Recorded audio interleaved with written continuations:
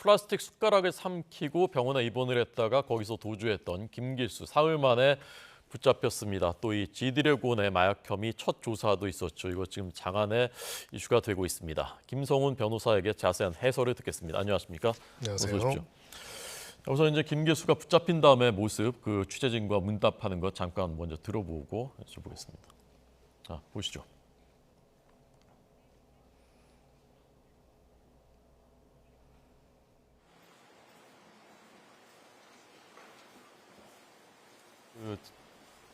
붙잡혀서 압송되는 모습이고요. 어떤 짓을 하셨습니까? 지금 신경이 어떻습니까? 숟가락은 우발적으로 먹은 건가요? 그러면 왜 드신 거세요? 연인 관계인 여성에게 연락한 게 맞습니까? 언제부터 도주 계획 세우셨어요? 연인 관계인 여성에게 연락한 게 맞습니까? 자, 일단 이제 문목주답이었고요. 그 다음에 그 일문이 답했었던 그 모습 잠깐 준비되는 대로 보여드리겠습니다. 네. 자, 이게 그 탈주를 계획했냐라는 거에서는 지금 이 화면은 안 나왔으면 계획하지 않았다라고 하고 조력자가 있냐고 하니까 이제 없다라고 얘기를 했다는데 어떻게 들으셨습니까? 해석하셨습니까? 네, 뭐 일단은 그 구체적인 어떤 신문 과정이라기보다는 그냥 기자의 돌발적인 질문이기 때문에 뭐 이 답변의 신빙성을 저 말로만으로 인정하기는 어려울 것 같습니다. 네. 다만 이제 여러 가지 주변 정황 등을 바탕으로 해서 의사를 추정해 볼 수밖에 없는데요. 기본적으로 이제 우연히 어떤 일반적인 일상 중에서 다친 것도 아니고 예를 들어 숟가락을 먹었다라는 것들이 사실은 정상적이지는 않죠. 예, 그리고 그 자체가 스스로 말해서 생명을 위독하게 만들지는 않겠지만은 당연히 아무래도 이제 교정과 감호가 완화되어 있는 병원으로의 이송을 유발하는 거라고 볼 수가 있을 겁니다. 네. 그런 면에 있어가지고는 계획적이지 않았다라고 하기는 조금 어려운 부분들이 있지 않을까 하는 생각이 들고요. 네. 그리고 이제 물론 이제 빠르게 63시간 만에 검거되긴 했지만은 그 과정에서 이동 수단이나 여러 가지들, 그러니까 도주를 하게 된다면은 이렇게 구금했던 사람이 도주를 하게 된다면 제일 문제가 아무런 돈이나 뭐 신용카드 이런 게 없습니다. 이런 상황에서 상당히 많은 거리들을 계속 이동해 왔다라는 것들은 결국은 어떤 부분에 있어가지고는 도주 과정에서의 협조가 있었던 거고요. 네. 일부 확인된 내용에 따르더라도 택시비를 대신 내준 여성 예. 지인이 있고 예. 또 옷을 갈아입거나 이럴 때 도와준 가족들이 있는 걸로 확인이 되고 있습니다. 네. 그러니까 처음에는 경찰서 유치장에 있다가 구치소로 숟가락 삼킨 다음에 구치소로 옮겨졌다가 또 병원으로 갔다가 지금은 신병이 구치소로 인계됐다면서요? 네, 그렇습니다. 여기서 이제 법리적 적용에서 약간의 혼선이 있을 수 있는 부분이 있습니다. 네. 이미 특수 강도 혐의로 구속영장이 발부돼서 체포된 그런 구금된 그 피의자거든요. 네. 그리고 이제 이런 상황에서는 원칙적으로 앞에 있는 영장의 효력에 따라 가지고 구금이 되는 게 맞습니다. 근데 지금 이런 상태에서 하나의 범죄를 더 저지른 겁니다. 그게 뭐냐면 도주죄라는 겁니다. 네. 구금되어 있는 사람들이 이게 탈옥을 하거나 이런 경우들을 도주죄라고 하죠. 그럼 이제 이거를 도주죄에 따른 체포에 따른 구금으로 본다면 원칙적으로 이 구속 요건에 따른 다른 별도의 인신 구속이 필요한데 그러면 앞서의 구속과의 충돌될 수 있는 부분들이 있기 때문에 이런 부분에 대한 법리적인 해석상 일단은 앞서의 구속영장의 효력이 유지되는 걸 전제로 해서 바로 구치소로 인계를 했습니다. 그러니까 안 그렇다면 도주죄에 관련된 수사들을 진행을 해야 하는 부분들이 먼저 진행이 됐을 거고요. 그런 부분에 있어가지고는 또 한편으로는 또 이렇게 빠른 속도로 검거가 되는 경우가 흔치는 않기 때문에 또 이런 부분에서는 이례적인 사안이어서 검토가 더 이루어졌다 이렇게 보도가 됐습니다. 네. 그럼 지금도 계속 숟가락이 지금 그 몸속에 있는 건가요?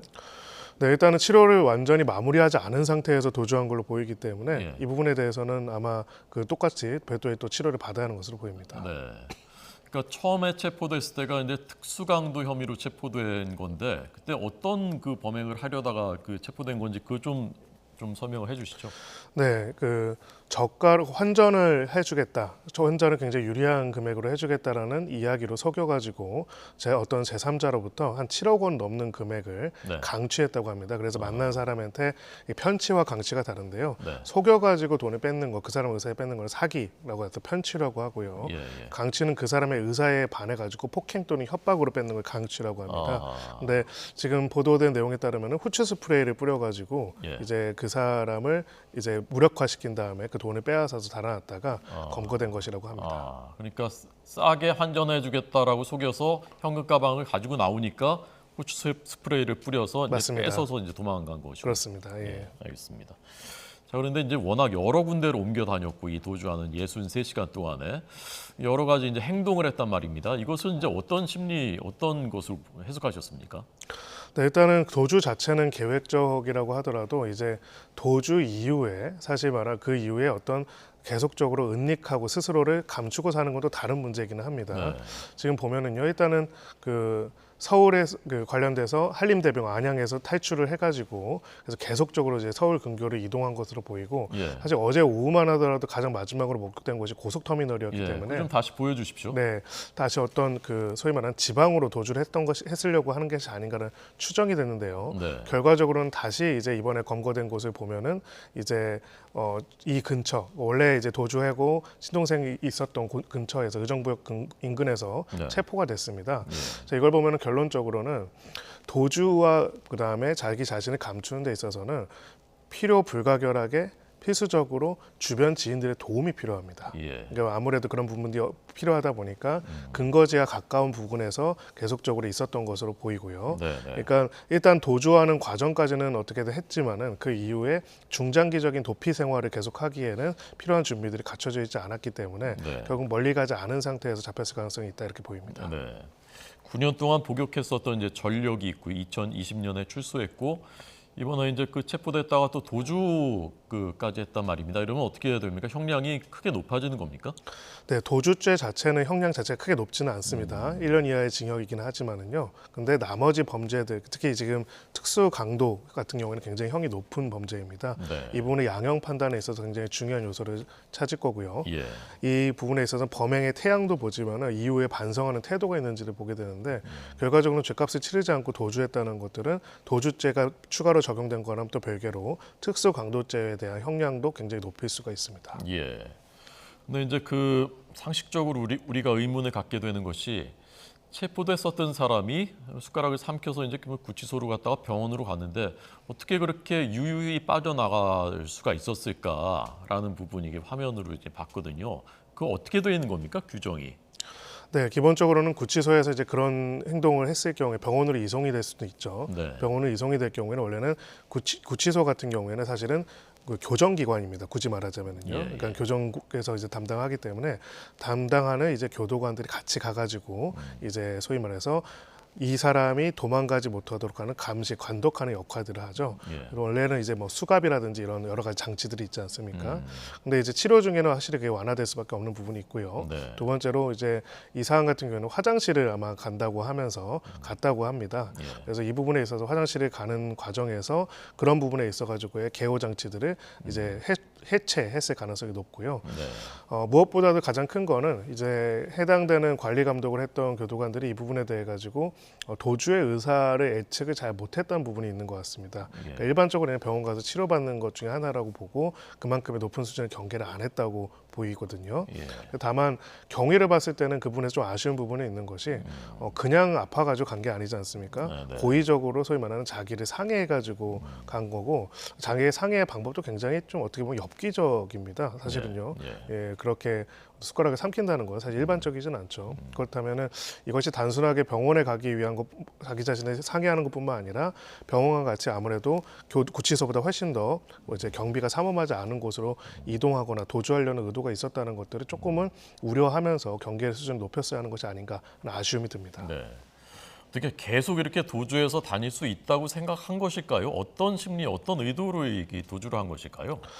네, 결국 근데 동선을 보면서 추정해 볼 수밖에 없을 것 같습니다. 일단은 도주를 하겠다는 거는 어느 정도 계획을 가지고 했던 건 맞는 것 같은데 이제 도주와 또 도피의 단계가 좀 다른 것 같습니다. 도주는 일단은 구금에서 벗어나 가지고 거기서 벗어나는 행동 자체를 도주라고 본다면은 예. 그 다음에는 이제 수사 당국이 수사망을 빠져나와서 계속 도피 생활을 하는 것들이 있는데요.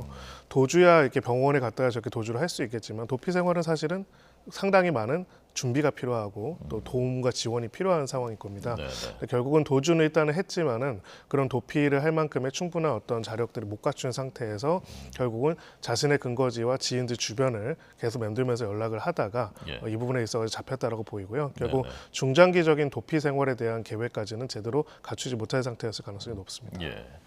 이 지금 이제 도와준 것이 확인된 사람이 택시비를 내준 여자친구. 근데 이제 잡힌 것은 또 이제 그 여자친구가 그 도움을 줘서 경찰에 협조를 해서 이제 잡혔단 말입니다. 이런 경우에 어떻게 됩니까? 처벌 대상입니까? 네, 일단은 도주 중인 범인이라는 걸 알면서도 도왔다라고 할 경우에는 처벌의 대상이 됩니다. 네네. 이런 경우에는 도주 원조나 범인 은닉죄로서 만약 범인이 숨겨졌다는 범인 은닉으로서 예, 처벌이 되고요. 다만 이제 친족과 가족 같은 경우에는 처벌을 면제해주는 조항이 있습니다. 근데 이제 여자친구 같은 경우에는 이제 그런 면제 조건에 해당되지가 않기 때문에 원칙적으로 처벌은 될 수가 있고요. 알았냐 몰랐냐는 관건이 될 수 있겠군요. 맞습니다. 그래서 이제 일단은 이 부분에 대해서 도와달라서 택시비를 내주긴 했지만은 당장 구속돼가지고 구금 중인 거는 몰랐다 이렇게 주장을 하고 있는 것으로 보이거든요. 만약 이제 객관적으로 그걸 몰랐다고 한다면은 네. 그렇다면은 기본적으로 그 범죄가 성립되지는 않습니다. 네, 알겠습니다.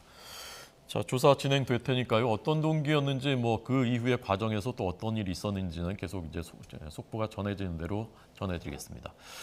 지드래곤 이제 1차 조사를 받고 들어가는 모습, 나오는 모습 이런 곳에서 이제 여러 해석들을 나왔습니다. 먼저 영상으로 보겠습니다.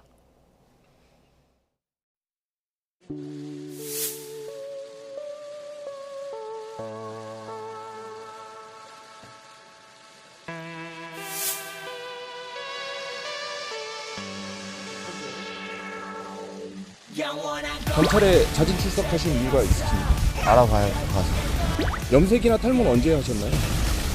한 적이 없는데. 팬들에게 마지막으로 한 말씀 부탁드립니다.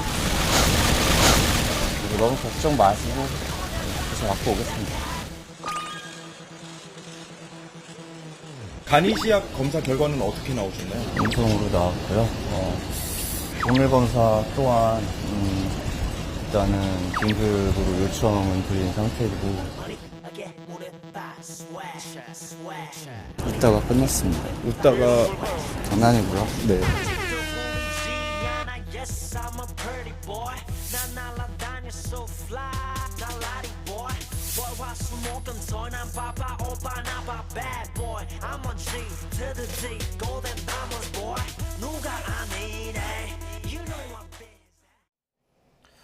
네, 분명한 사실은 이제 그 일반적인 조사받으러 들어왔다 나왔다 하는 다른 그 조사 대상자들하고는 상당히 이제 다른 모습이고 어떻게 보면 굉장히 여유롭고 어떻게 보면 좀 긴장한 것 같이 보이기도 하고 자 이건 사실 이제 법률적인 영역은 아닙니다만은 이런 경험이 많으시니까 조사 이제 그 많이 이렇게 동행도 하시고 변호사님 어떻게 해석하셨습니까 이 모습을?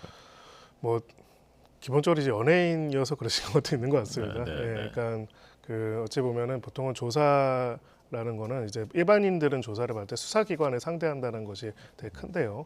공인이나 이제 연예인들 같은 경우에는 조사 과정과 지금도 보셨겠지만은 이제 대중의 관심을 받고 대중의 질문을 받고 이제 그거를 상대하는 그 프레셔가 굉장히 더 크다고 볼 수가 있거든요. 네, 네. 근데 일단은 권지용 씨 같은 경우에는 이 혐의 사실에 대해서 굉장히 완강하게 부인하고 자신이 있다라고 생각을 하는 것 같습니다. 그런 부분 때문에 이번 조사에 있어서도 수사기관에 대한 상대보다는 오히려 이제 대중과의 소통에 있어가지고 자신이 결백하다라는 태도를 좀 더 완강하게 보여주는 것들이 있지 않았나 이렇게 생각합니다. 예. 우선 이제 간이 시약 검사에서는 음성이 나왔다고 하는데 간이 시약 검사는 어떤 의미가 있는 거죠? 네, 간이 시약 검사는 이제 최근 7일 안에 이제 소위 말하는 마약 등을 했는지 여부를 확인할 수 있는 거고요. 소변 등을 토대로 이제 검사할 수밖에 없습니다. 그렇기 때문에 그보다 더 긴 과거의 복용 여부들은 이걸로는 확인할 수가 없고요. 네. 대신에 결과는 빠르게 나옵니다. 정밀 검사는 이제 모바일 등을 바탕으로 진행을 하는 건데 예.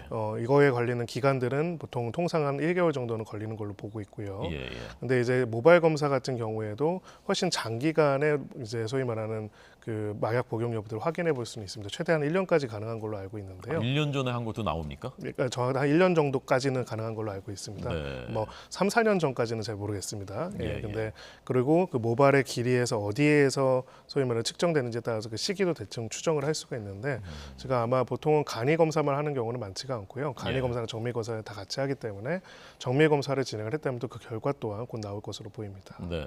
한 달 걸린다면서요?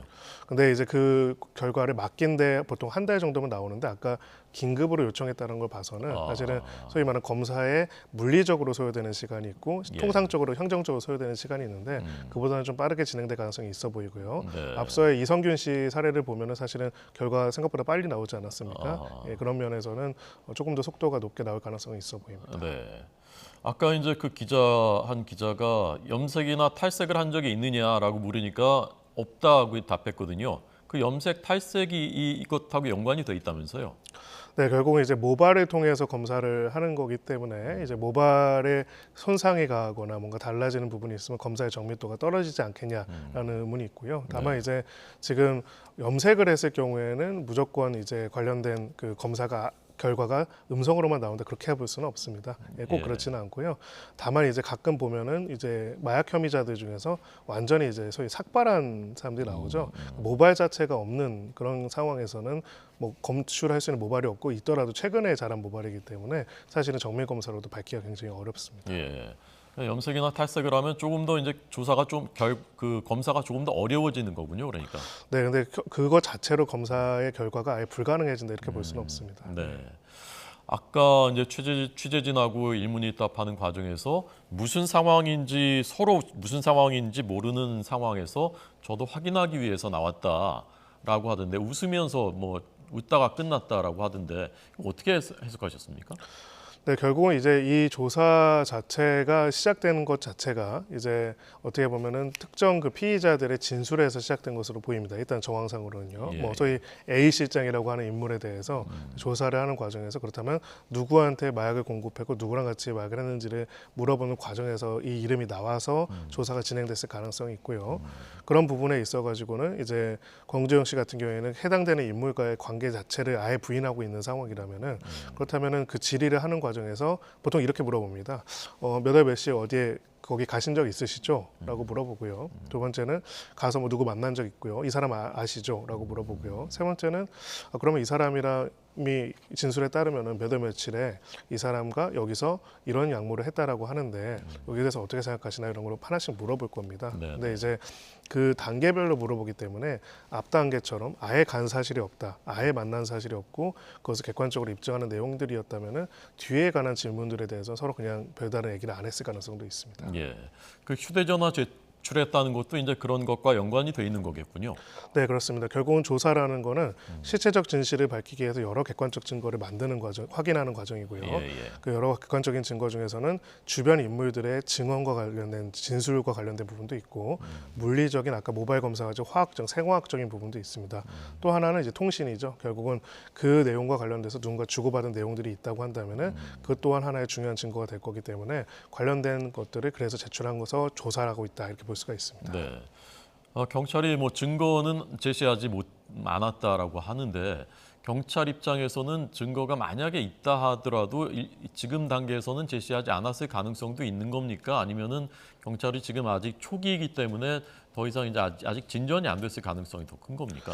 아직 초기여서 그럴 가능성이 좀 더 높다고 생각을 합니다. 네. 예, 기본적으로는 이제 마약 관련된 수사에서는 우선은 일단은 인정 여부가 중요합니다. 사실 생각보다는 이런 모발이나 이런 검사 등을 통해 가지고 특정 시기를 측정하는 것들이 생각보다 어려울 수도 있는 부분들이 있고 특히 모발 검사로도 확인을 못하는 더 과거의 범죄에 대해서는 사실은 알 수가 없기 때문에 최대한 이제 진술을 유도해서 사실 그대로 밝히도록 하는 것들이 일반적으로 쓰이고요. 네. 두 번째는 이제 그 과정에서 이제 진술이 계속 부인으로 나오게 된다면은 다른 객관적인 증거들을 확인하기 위한 절차들이 나옵니다. 근데 네. 기본적으로는 지금 경찰에서 가지고 있는 증거는 해당되는 인물의 진술 증거 말고는 별로 없는 것 같아서 네. 소위 말하는 생체 증거 그리고 그 위에 통신 증거 등을 더 추가로 확보하고자 하고 그 내용들을 바탕으로 해서 다시 조사를 해서 물어볼 가능성은 높습니다. 네. 어쨌건 수사를 통해서 진실이 뭐 이쪽이건 이제 밝혀져야 되겠고요. 어떤 그 심증이나 전제를 갖지 않고 저희도 이제 그 보도를 하고 있는 것입니다. 근데 그 권지용 씨의 어제 모습을 봤을 때는 너무 자신 있어 보이니까 진짜 혐의가 없나 보다라고 이제 그 해석한 분들도 있었거든요. 사필 규정이라고 또 네. SNS에 이제 사필 규정이라는 걸 또 본인이 이제 올리기도 했는데 이런 부분들은 그 변호사님의 경험에 비추었을 때는 어떤 해석을 하셨습니까? 네, 저희가 이제 여러 사건들을 보다 보면은 예. 그 피의자들의 태도에 대해서 볼 때가 있죠. 예. 근데 물론 그 중에서는 정말 범죄가 있었음에도 불구하고 뻔뻔하게 없다고 하는 경우도 있고 또 진짜로 억울한 경우들도 있습니다. 근데 기본적으로는 양형적인 면에서는 어떤 죄를 범하고 나서 그것을 수사받고 처리하는 과정에 있어가지고 그것을 완강하게 부인하거나 자신감 있는 태도를 일관하는 게 양형에서는 굉장히 불리할 수가 있습니다. 예, 그래서 생각보다는 우리가 연예인 관련된 마약 사건들에서 굉장히 연예인들이 고개를 수그리는 모습들이 많이 보였었죠. 근데 한편으로는 권지용 씨 태도는 이런 부분에서 조금 다른 부분이 있고요. 이제 한마디로 혐의가 없고 혐의를 경찰에서 입증할 수 있는 객관적인 시체적 진실이 소위 말하는 시체적 진실인 범죄 혐의가 없다는 것을 이제 확신하고 있는 것으로 보입니다. 네, 왜냐하면은 다른 범죄와 다르게 마약 같은 경우에는 좀 스테레오타입이라고 할까요? 전형적으로 수사하고 증거를 확보하는 과정들이 있거든요. 아까 말한 대표적으로 모바일 검사 등을 통해서 어차피 나올 거기 때문에 어차피 나올 거를 2, 3주 저렇게 한다고 해가지고 사실 별로 좋을 거는 하나도 없습니다. 근데 그런 부분에 있어가지고 적어도 객관적인 증거 면에서는 본인은 이제 혐의 없음을 확신하고 있다 이렇게 생각하고 보입니다. 네. 자, 이것도 앞으로의 추이를 계속 지켜보겠습니다. 끝으로 남현희 씨가 조사를 받고 나왔는데 꽤 장시간 조사를 받았더군요. 네, 이제 이 전 씨가 저지른 사기 범죄 자체가 굉장히 많고 피해자가 여럿이고 그러다 보니까 그 부분에 대해서 사기의 공범으로서 인정이 되려면은 결국은 이익을 공유받았을 뿐만 아니라 고의가 있어야 합니다. 소위 말해서 이 사람이 다른 사람을 기망하고 기망하여서 재산을 편취한다는 것을 내가 알면서 같이 했었어야 하거든요. 네. 두 단계가 필요합니다. 하나는 그 기망 행위 자체에 대해서 각각 얼마나 알 수 있었는지에 대한 부분들이 조사가 있었을 것이고요. 두 번째는 여러 가지 고가의 선물들을 받은 걸로 알고 있는데 그런 선물들을 받은 것들이 이제 단순하게 그냥 사후적으로 그걸 받은 것뿐만이 아니라 그러한 범죄 혐의와 연관돼 가지고 이익을 분배받은 것으로서의 범위를 인정할 수 있는 어떤 객관적인 무엇인가인지도 중요합니다. 그래서 이 두 가지를 같이 검토하기 위해서 하나하나 다 질문을 했을 것으로 보이고요. 기본적으로는 이제 조사가 길어지는 경우에는 아무래도 경찰에서 관련된 증거들을 상당히 확보해서 조사가 길어지는 경우들이 많습니다. 그 하나씩 대별하면서 물어보는 것이죠. 그래서 그런 부분에 있어서 혐의 사실 자체가 복잡한 부분도 있고 또 양적으로도 많고 또 기존의 선행 조사가 진행된 거에서 확보된 증거물에 대해 가지고 의견들을 물어볼 확인할 필요도 많았던 것으로 보입니다. 네. 일단 고소가 공범으로 고소가 됐기 때문에 조사를 받은 것인데 경찰이 피의자로 입건을 했다는 것은 고소가 된 당사자이기 때문에 입건을 하는 겁니까? 아니면 피의자 입건 자체가 어떤 의미를 부여할 수 있는 겁니까? 일단은 고소를 당하게 된 상태에서는 일단 피의자로 입건하기는 합니다. 고소 자체가 완전히 터무니없어 무슨 누가 외계인이어서 침공했다 이런 표현이라면은 아예 이제 각하하고 진행을 안 하지만은 일단은 고소가 된 상태에서는 이제 피고소 상태에서는 일단 피의자로서 사건 번호가 나오고 시작이 되는 거는 일반적입니다. 입건을 했다는 것은 곧 피의자가 됐다 그런 얘기인 그렇습니다. 거죠. 사건이 이제 사건의 프로세스가 진행이 되고 최종적으로 무혐의든 아니면은 검찰에 혐의가 있음으로 송치되든 그런 과정을 통해서 종결되어야 하는 절차가 시작됐다라고 볼 수가 있습니다. 네, 알겠습니다. 자, 오늘의 사건들 김성훈 변호사 해설 들었습니다. 감사합니다.